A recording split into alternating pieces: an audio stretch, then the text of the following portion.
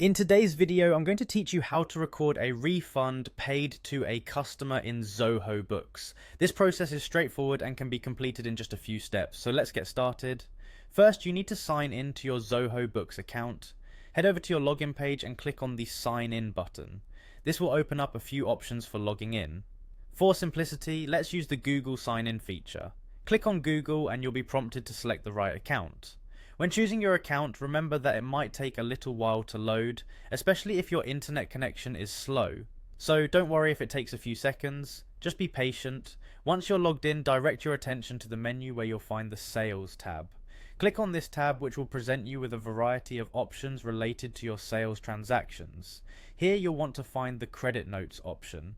Click on Credit Notes to open up a new section dedicated to managing these financial documents.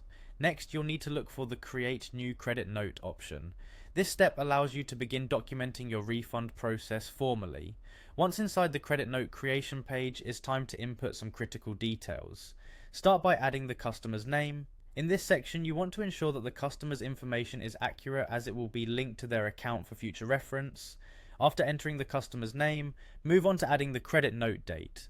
This date should reflect the day you are processing the refund, enabling clear tracking and accounting continuity. Following the date input, you'll need to provide the item details. This section is where you'll include information about what the refund specifically pertains to.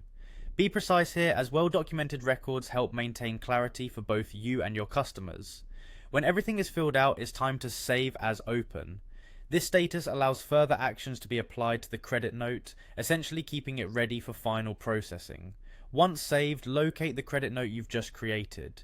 Usually credit notes are organized by their numbers, so finding it should be straightforward. Place your cursor over the three dots you see above the file. This reveals a sub-menu with additional actions. One of these options will be Refund.